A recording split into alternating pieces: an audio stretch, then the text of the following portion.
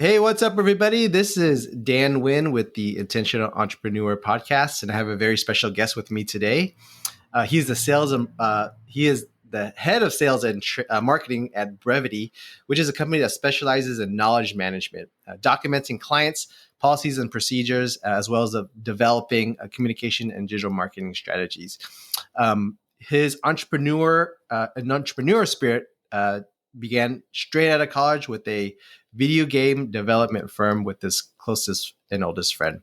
And then he moved on to music, which is his other passion, to Nashville and to work with some of the greatest producers, songwriters, and musicians as an audio engineer, which gave way to what he's working on right now at Brevity, doing training and promotional videos. And you can see he's drawing from a wide variety of expertise to help other business owners, entrepreneurs, and friends to create a formal structure in their business processes, their training, and their marketing. I want to welcome to the show, Brian Krause. Thanks, Dan. Thanks for having me today. Yeah, my pleasure. And I remember the first time we met was in 2019 at the ClickFunnels Funnel Hacking Live conference. It was at the beautiful, what is it? Was it Opryland?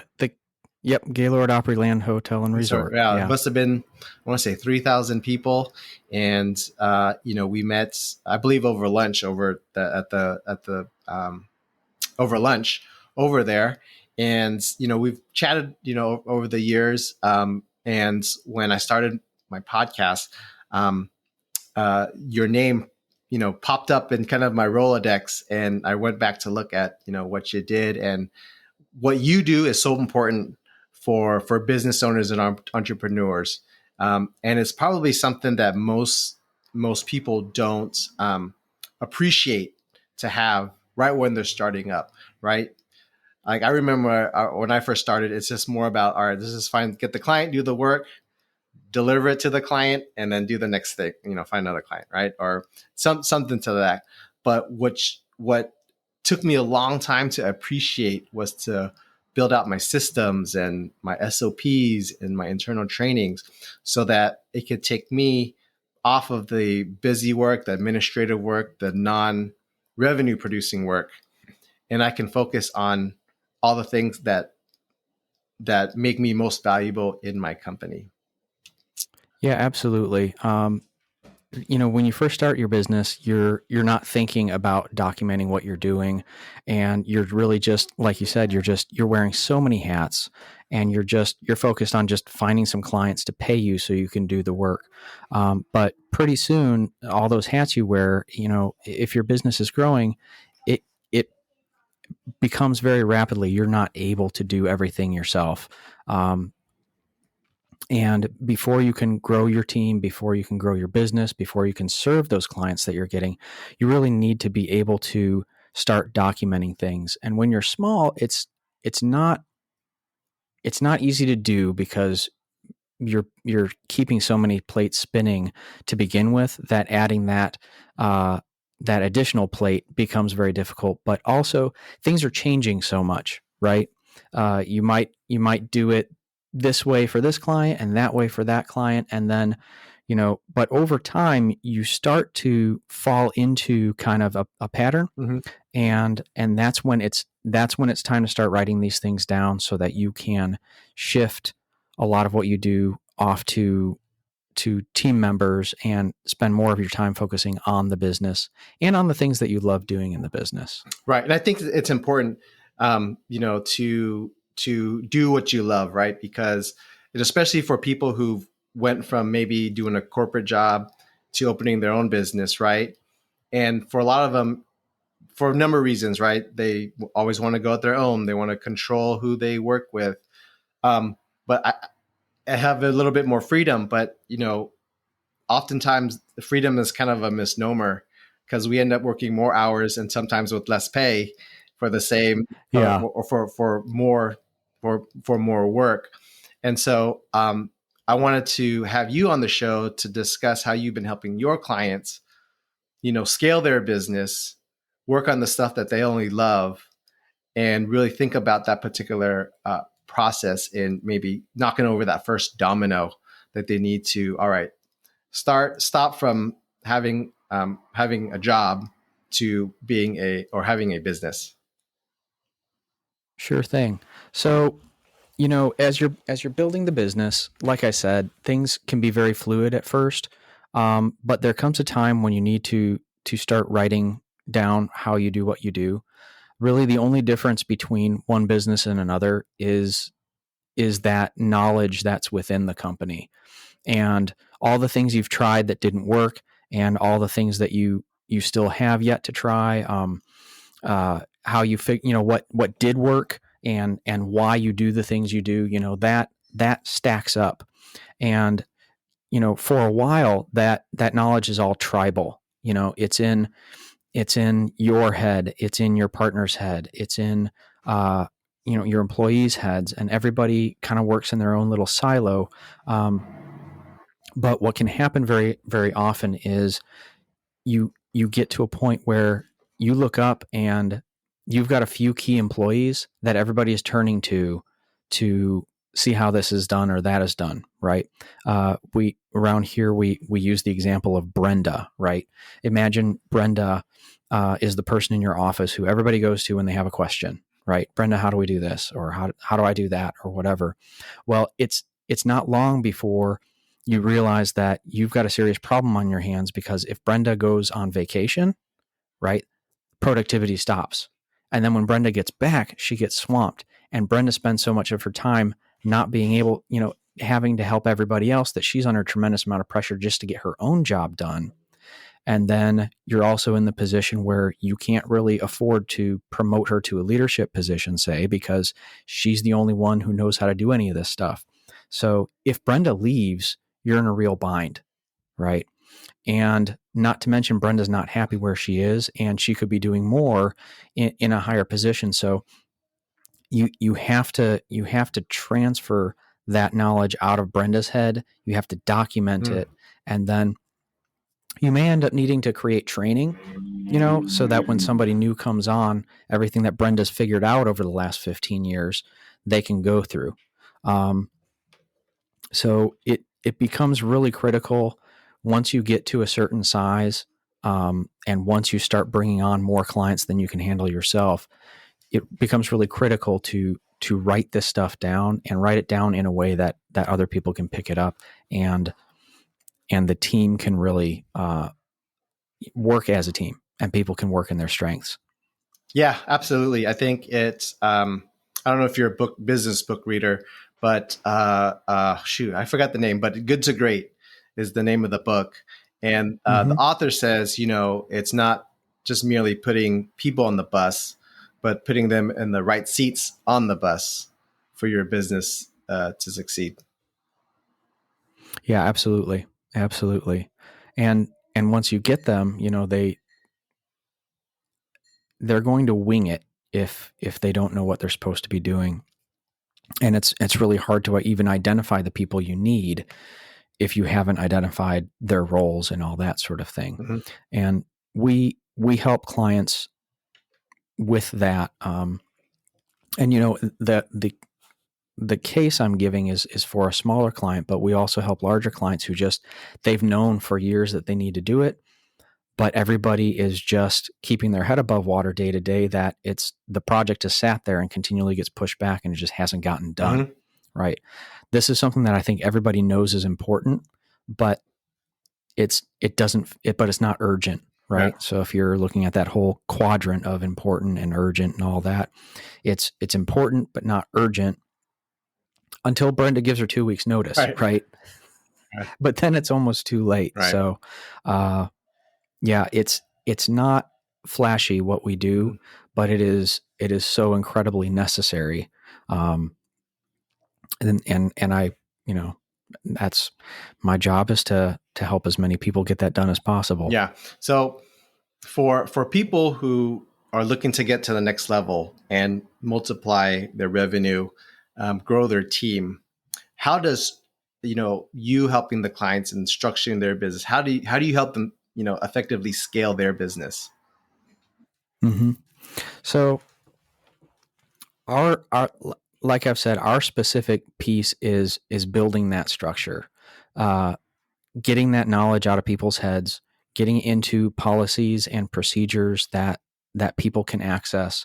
And as you go through the process of documenting, it's inevitable that you're also going to review, is this the best way to do it? Or you're going to find out that Ken's been doing it differently than Brenda, and so what is the best way? What way do we want to do it moving forward? And you end up, just as a side note, in standardizing that, you're also, for the customer facing things that you do, you're going to end up creating a more consistent experience for your clients and your customers as well. But to answer the question, how do you go about, getting it so that you can grow your business? It starts with doing the drudgery of figuring out everything you do, writing it down, documenting it, and then having it there, accessible for the people who need it. Now that's fairly broad, but if I were to get more specific, it, talking to the entrepreneur who's out there who is at that stage where they're just getting too big to do it themselves, forgetting our larger clients, but just focusing on the entrepreneurs out there. The first thing I would say that you need to do is you need to identify and list everything you're doing right now in your business. You're wearing a ton of hats. You need to actually write down, just list everything you're doing, right, for all your clients. And then you need to decide what functions you do and you don't want to be doing. So once you've created that list, then narrow it down. Okay, well, these things I actually like. These are my strengths. These are the things I enjoy. I would love it if I didn't have to do this ever again, right? It might be the bookkeeping. It might be SEO. It might be copywriting, whatever it is, the functions in your business that you're doing right now. And I'll give that example, right? I am good at copywriting, at writing sales copy, but I do not like it at all. So you define, document the things that you don't want to do, and then document how you're doing those things, right? Mm-hmm. What your guidelines are, how you're actually doing it, make your step-by-steps, and then determine, okay, so I've defined that I don't like writing copy. I need to find a copywriter. Mm-hmm. You can use any of the many resources out there to find them. You can just network or, post on LinkedIn. LinkedIn allows you to create one job post for free before they require you to start paying. So, find those people. And I'll also say, you don't have to hire employees right away. In the example of a copywriter, there are plenty of freelancers out there, right? So you can start small and just get people on your bench. Even if you don't have something for them to do today, get them on your bench, interview them, find the persons, and just say, I want you on my team for when the next project comes down. So I think that can also be a large mental block for a lot of entrepreneurs. Like, well, I don't have the revenue in this category to hire this person. Well, if you're hiring freelancers, if you're identifying the people and just being upfront with them, just saying, I need you on my bench because I have something that might be coming down the pike in 2 or 3 weeks. Yeah. If you've identified those people and you've identified how you want them to do the job you want them to do, then when that stuff hits, then your job just becomes handing it out, right? And that can reduce a lot of the stress. And once you find the rhythm, the job ends up being done better anyway, because you've identified somebody who loves copywriting in this example, right? Right. You mentioned mental blocks. And I remember when I was going through this myself, was for me to document it, create the SOP, it's going to take me 10 minutes, 20 minutes. The task itself is going to take me 2 minutes to do. So mm-hmm. I'd rather, this is the old me, I'd rather just take the mm-hmm. 2 minutes and do it. Mm-hmm. How do you coach your clients, train your clients to kind of get over that particular mental hurdle?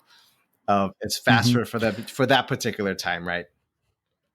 Yeah. So, well, in our case, we're providing a done for you service Or, for our clients. So they're hiring us because they've been trying to do it, and they're at the point where now where it's like, we just need to bring somebody in and do Mhm. it who is an expert at it.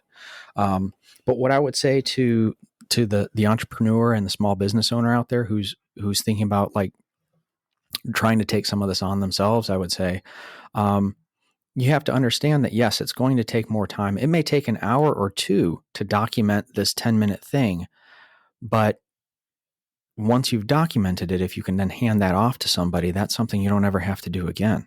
You might have, I mean, let's be honest, you're going to have to train somebody on it, and you're going to have to kind of, gradually take the training wheels off for them. But once you can hand that off to somebody else, um, it's just like anything else in life. It's an investment. It's an Right. investment of your time. It's an investment of your energy.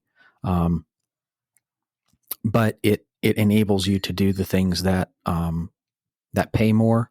It enables you to do the things uh, that again that are your actual strengths. You could be, if your team is able to deliver the executable, for example, and I'm just using that if you're more of a leadership minded person.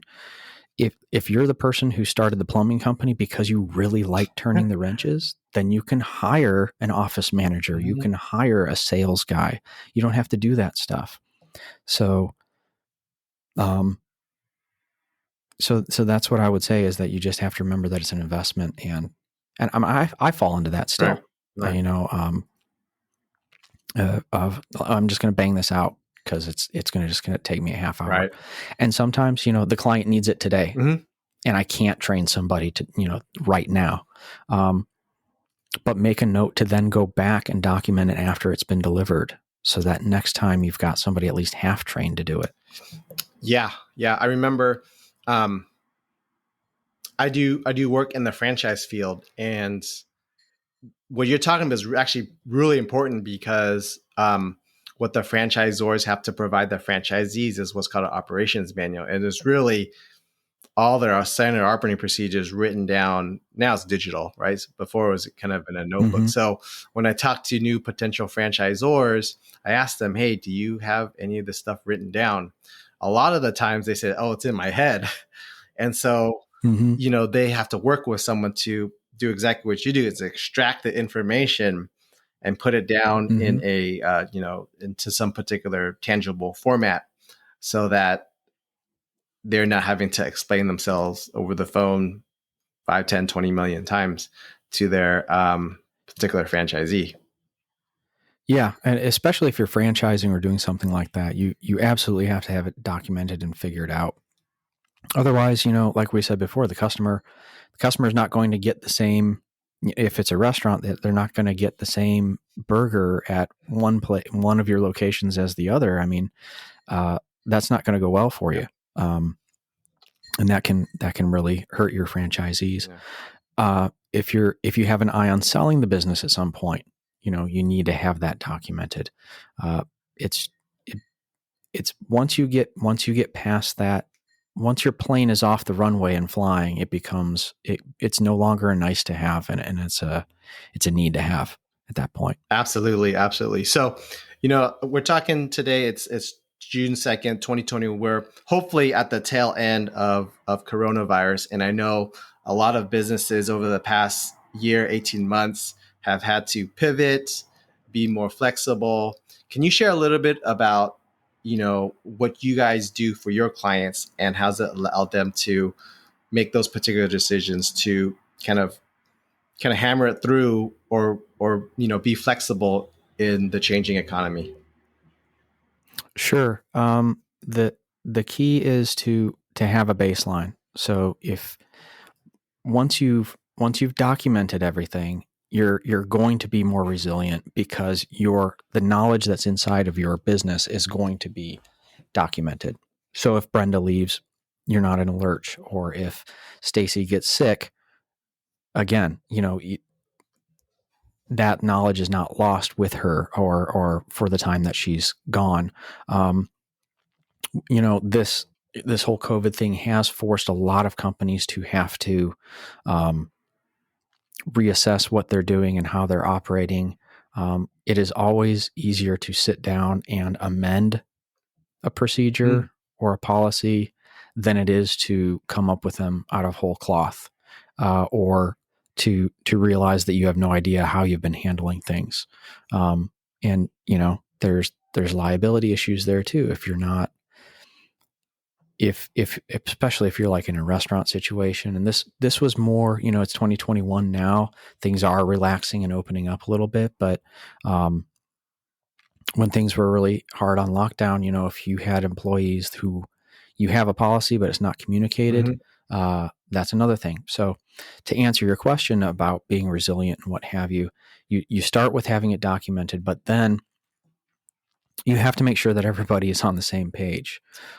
So what we do for our clients is once we're done documenting, or really during the process of documenting, it's not at all uncommon that we'll obviously identify the need to develop training around that. My first experience with Brevity, I came in as a video producer. Now I head up sales and marketing, but I still lead the video production team. Training it used to be a written thing. Now it's very much both. You need to have written and video because people digest that content in different ways. So once you've got your policies and procedures, you need to be able to train people on it, or at the very least communicate it to them.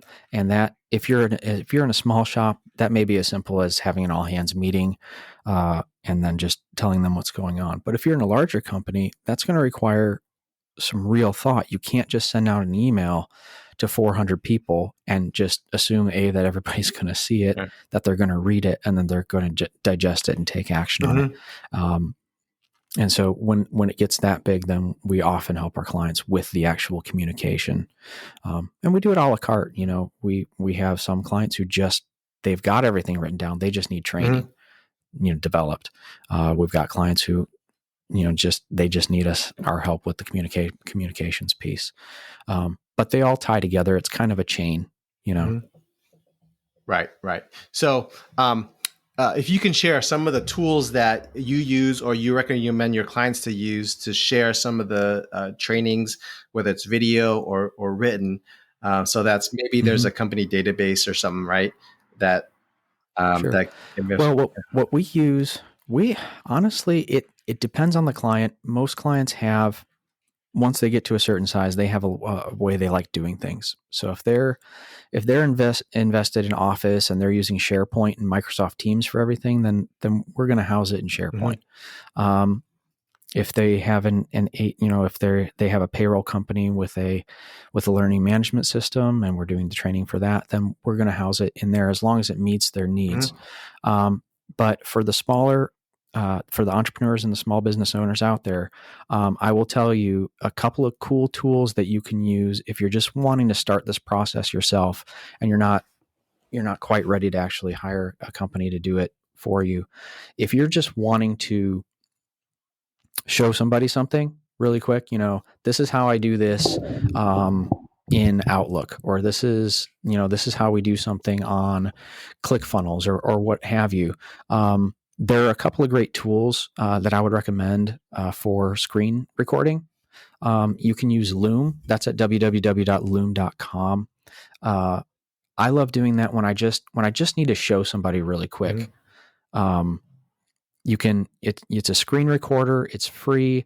You just hit the record button.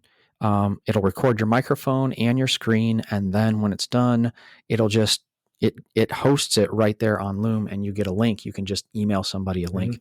That's also great for customer service experiences too. If you have a client who's like, I can't get this thing to work that you did for me, or I can't remember how you explained to do this, you can just show them. If you're a little more tech savvy and you want to have more control over the video, OBS, and that's at obsproject.com. That is a full service screen recording software. It records locally, allows you to do some more editing. It gives you the file there. You can record at higher resolutions. Loom is free. as long as your recordings are under 5 minutes. OBS doesn't have that limitation, and it is also free, right? There are some higher end ones. Naturally, you've got the Adobe Suite and Camtasia and all those, but OBS and Loom are both free, which is why I recommend them. And then if you're wanting to take that video you've made and turn that into something written, there's a great transcription platform that I would recommend for people out there, and it's called otter.ai, and it's just www.otter.ai. It's like $10 a month, and what it does is it transcribes. So you can upload a video or upload an audio file, and it'll just transcribe that for you. And it's an AI transcription, so it's not always right. You're going to have to go in and edit it some. But for $10 a month, you get 6,000 minutes of transcription, and those are some great, low or no cost tools that I would use if you're just wanting to do it yourself for now. If you're too small to hire a company to do it, those are some great freebie tools that I recommend for you. Yeah. I use Loom myself. Fantastic tool. That was one of the things I also recommend to my other, friends and colleagues as well. Okay. So, hey, we're here with Brian Krause with Brevity Inspired, and we're getting to the end here. So we're going to go into a rapid fire section. All right. So all you do is just answer the first thing that pops into your head. All right. Okay. All right. So who do you look up to? My wife and partner, Libby. She has been the driving force behind the business since she founded it in 2009. And she has an amazing mind, an amazing work ethic, the ability to, she can really look at a project and she can see the forest and the trees at the same time. It's really something I've always really admired about her and wished I could do. And I really can't tell you how lucky I am to get to work with her. That is a skill that not many people on this earth have.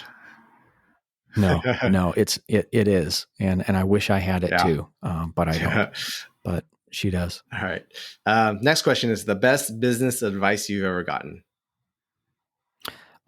There's a book out there called Who Not How.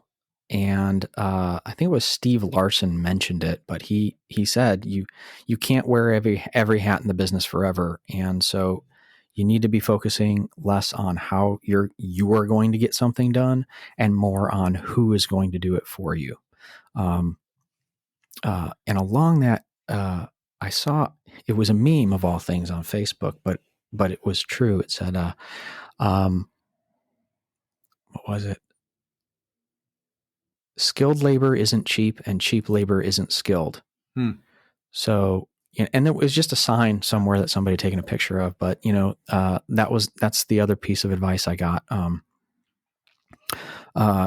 from that meme and from my own personal experience is just don't be, and from, other business mentors as well. Don't be afraid to pay more for people who are excellent at what they do. It will save you so much time and headaches than trying so much more than trying to get just the cheapest person you can get it to fill a seat and who says they can do something for you.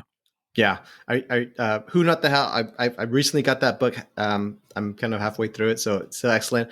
I remember hearing that first particular phrase through one of the one funnel away challenges. It was one of the modules, and I'm one of those guys that I have to hear something like 2 or 3 times before it hits, right? And so that was the nth time I've heard it, and it just clicked. I was like, oh, okay. Now this makes sense. Yeah. And that's, I think we all are that type of person. Yeah. So that's when I started, bringing other people in to help me with some of the stuff that I'm certainly not great at, and someone else can do much faster and much better than I am. And to your point about the meme sign and skilled labor is not cheap and cheap labor is not skilled, I believe. There's another sign that said, fast, cheap, and what is it? Good, but pick two. Two. Yeah, you only get to pick two. It's a triangle. Right. So, all right. So the next question is best business book you've ever read. How to Win Friends and Influence People, the classic from Dale Carnegie. It's just your ability to work with people is the key, I think, to winning in life, in your personal relationships, in your business relationships. Your skill is only going to carry you so far. At some point, you're going to rely on other people to get things done, and your ability to relate with them and connect with them, and for them to just to understand that you value them and to be able to communicate that to them is one of the most important things that you can learn. And that book really lays it out in such a great way. I read it, when I was in college, and then I read it again a few years later, and it's been a while. I'm due to read it again, but I have a personal rule that I need to read that book again every few years, so I don't forget all the lessons in it. Right. I think it's probably a timeless classic for not just any business owner or entrepreneur, probably just anyone who wants to be successful in life. Right. It's got so many life skills in that book that anyone can take into any particular trade or job, or of course, business that they're in. So if you're listening and haven't read the book, buy the book, pick a book at your local library. It's a fantastic book. And okay, next question is, if you had to do one thing over again, what would it be? I would have niched down sooner. Instead of trying to do anything for anyone, I would have focused a lot more on the things that I do best, and said, this is what I do, right? And yes, I can do this, I can do that, but this is what I do. I would have gotten to that sooner if I could have. Yeah. So, along those lines, how did you mentally get over where, well, if I'm niching down, I'm turning away clients in this particular area, and I need to keep the lights on. And so, how do I say no, right, to that particular client? Yeah, that is a tough one, because when you're in the space where you need to keep the lights on, right? You need to make your bills this month. You are kind of in you're in a pickle. If they ask you, can you do this? I mean, I'll be honest, my answer is usually yes if I'm in that situation. But as far as, start with your messaging, right? I do this, and make it really easy for somebody to understand, because once you become known as that person who does that thing, that exact thing, people identify you as the expert in it. You end up getting more business doing that exact thing. People, if I have a Toyota and it's having a serious problem, or I have just like a car that I really, really love, I'm gonna trust a mechanic who only does Toyotas way more than I'm gonna trust a mechanic who does anything with an internal combustion engine. And it's the same thing in other walks. If I have a specific disease, I want a doctor who just does that disease, right? As opposed to somebody who just kind of does everything and doesn't, and only knows what he's read in the recent journals, and doesn't have, so, and that's in business too, right? All right. And last question, what's the biggest challenge in your business right now? In our business right now, we're growing really quickly this year. So we're just in a growth phase. So identifying, interviewing, and onboarding and training new people is what's currently taking a lot of our focus. So, yeah. Okay. Congratulations on your year of growth. Thank you. Yes. So, hey, Brian, if our listeners want to reach out to you and learn more about what you guys do, what's the best way to go about doing that? You can just go to www.brevityinspired.com. All right. Again. And that's our website. All right. Yeah. So again, Brian Krause here with Brevity Inspired. Thank you so much for being on the show. Certainly something every business owner, entrepreneur needs to know about: scaling your business, creating systems. And, hopefully we'll talk soon. And you can let me know how many more team members you have. All right. Sounds good. Thank you so much, All Dan. right. Have a great day. All right. All right. You All right. too. Bye. Bye-bye.